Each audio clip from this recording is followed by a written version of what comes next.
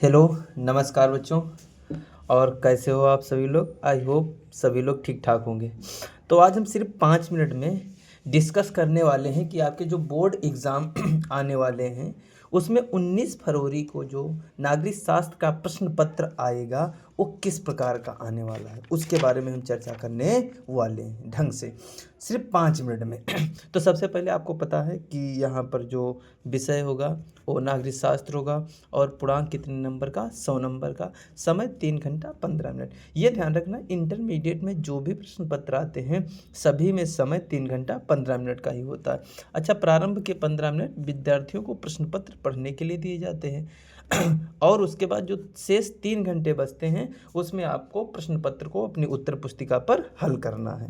ठीक है, बाकी जो 3 घंटे होते हैं वो प्रश्न पत्र को अपनी उत्तर पुस्तिका पर हल करने के लिए दिए जाते हैं।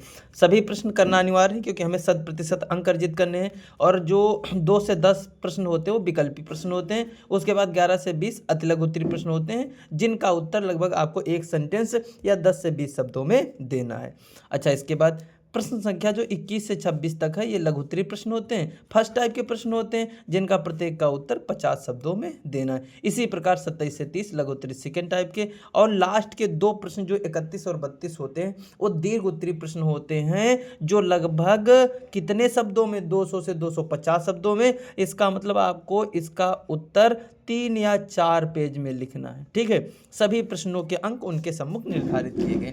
जैसे इसमें अगर प्रश्न पत्र देखने की कोशिश करें, सेम इसी पैटर्न का आने वाला, कोई भी चेंजिंग होने वाली नहीं है। मान के चलिए इसमें से भी 50% प्रश्न आ सकते हैं।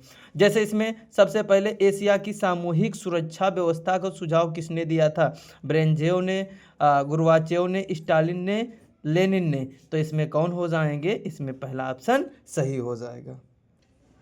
अगला जल्दी के साथ अगर देखें प्रश्न, तो इसमें दूसरा देखिए क्या कह रहा है। कह रहा विश्व व्यापार संगठन में निम्न में से कौन सा इसका उत्तराधिकारी है? तो इसका उत्तराधिकारी GATT है, GATT है। ठीक है, इसका मतलब general agreement on trade and tariff इसका दूसरा हो जाएगा। मूलवासी शब्द का प्रयोग किया जाता है। मूलवासी का मतलब, मूल का मतलब आदिवासी का मतलब जो रह रहे, मतलब जो पहले से रह रहे, आदिवासी का मतलब। तो यहाँ पर एक तो अनुसूचित जनजाति, अनुसूचित जाति, चरवाहे, घुमंतु। तो आदिवासी जो है अनुसूचित जनजाति अर्थात जो जंगलों में निवास करते हैं। अगला सीमांत गांधी के रूप में जाने जाते हैं, प्रसिद्ध हैं। तो ध्यान रखना, सीमांत गांधी रूप में जो प्रसिद्ध हैं वो खान अब्दुल गफ्फार हैं, जिन्हें फ्रंटियर गांधी भी कहते हैं क्योंकि इनके महात्मा गांधी जी के साथ संबंध बहुत ही प्रगाढ़ थे। अगले क्वेश्चन की अगर बात करें, जैसे वैश्वीकरण के विषय में सही है, तो वैश्वीकरण सिर्फ आर्थिक परिघटना है। वैश्वीकरण 1991, भारत में 1991 LPG लागू होता है। वैश्वीकरण एक बहुआयामी, तो वैश्वीकरण कौन सी घटना है? बहुआयामी। समग्र मानवतावाद सिद्धांत के प्रणेता कौन है? तो इसके प्रणेता कौन है? डॉक्टर श्यामा प्रसाद मुखर्जी, और इन्होंने 1951 में RSS की स्थापना दिल्ली में की थी। ये भी ध्यान रखना, क्वेश्चन बार बार पूछता है। अगला अगर क्वेश्चन देखे, आपातकाल की घोषणा कब की गई थी? तो आपातकाल की घोषणा 25 जून 1975 में की गई थी। कब की गई थी? 25 जून 1975 में की गई थी। अगला क्वेश्चन है, दूसरे देश के उत्पादों को निर्यात की अनुमति ना होना। मतलब इसका मतलब है कि दूसरे देश में निर्यात ना होना, ये संरक्षणवाद की निशानी है। द्विराष्ट्र सिद्धांत के किस राजनीतिक दल ने बात की थी? द्विराष्ट्र सिद्धांत का मतलब एक राजनीतिक दल ऐसा था जो चाहता था कि भारतीय उपमहाद्वीप जो है उसके 2 भाग होने चाहिए, एक तो हिंदुओं के लिए हिंदुस्तान और मुसलमानों के लिए पाकिस्तान होना चाहिए। तो किसने किया था? मुस्लिम लीग ने। इकोनॉमी ऑफ परमानेंस के लेखक कौन है? JC गुमरप्पा। इसके बाद जो है लघुत्तरी अतिलघुत्तरी प्रश्न है, कहाँ से? एक तो 11, 12, 13, 14 है क्वेश्चन, 15, 16, 17। जैसे ग्लोबल वार्मिंग क्या है? बटरलैंड रिपोर्ट क्या है? रजाकार कौन है? भारत की विदेश नीति के कौन से 2 उद्देश्य हैं?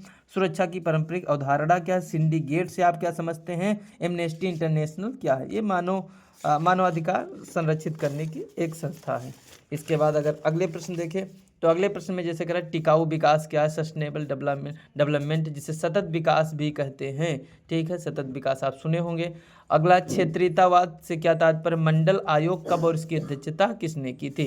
बिंदेश्वरी मंडल ने की थी, इसे देख लेंगे आप। अंतर्राष्ट्रीय मुद्रा कोष, अगला जो है लघु उत्तरीय प्रश्न है और जिसमें हमें शब्द सीमा 50 से 60 शब्द रखनी है। अंतर्राष्ट्रीय मुद्रा और उसके अगला क्वेश्चन जो है 22 नंबर, वैश्विक पटल पर आतंकवाद गंभीर चुनौती, इसमें उदाहरण भी दे देंगे भारत का। 1857 में आम चुनाव की राजनीतिक भूकंप की संज्ञा क्यों दी जाती, स्पष्ट कीजिए। उस समय आपको पता है हमारी प्रधानमंत्री कौन होती हैं? इंदिरा गांधी जी। आनंदपुर साहिब प्रस्ताव से आप क्या समझते हैं? इनके दो मांगे कौन कौन सी थी? आपको पता, आनंद प्रस्ताव जो है ये पंजाब से संबंधित है, तो पंजाब उस समय सिखों के बारे में संबंधित था। विजन 2020 क्या है? इसके आसियान की सफलता के बारे में बताना। 26 स्वतंत्रता के पश्चात देशी रियासतों विलय की एक समस्या थी। ठीक है, तो यहाँ तक ये लघु उत्तरीय फर्स्ट टाइप के प्रश्न समाप्त होते हैं। अगला लघु उत्तरीय सेकंड टाइप जो 27, 28, 29, 30 है। जैसे यहाँ पर अगर एक की बात करें, राजनीतिक दलों के मध्य बढ़ती सहमति के 3 प्रमुख मुद्दों का उल्लेख कीजिए, इसके बारे में बताना। अगला क्वेश्चन, जैसे यहाँ पर लास्ट वाला 31 नंबर है कि एनपीटी पर हस्ताक्षर क्यों नहीं किया, इसके बारे में बताना है। प्रथम पंचवर्षीय पर सर्वाधिक बल दिया, इसके बारे में बताना है। और 32 सोवियत संघ का विघटन क्यों हुआ, इसके बारे में बताना है। फिर अगला, दक्षेस कब और कहाँ, इसकी भूमिका क्या है, इसके बारे में अच्छे से बताना। तो सिविक्स का प्रश्न पत्र कुछ इस प्रकार आता है। मिलते हैं अगले प्रश्न पत्र के साथ। धन्यवाद।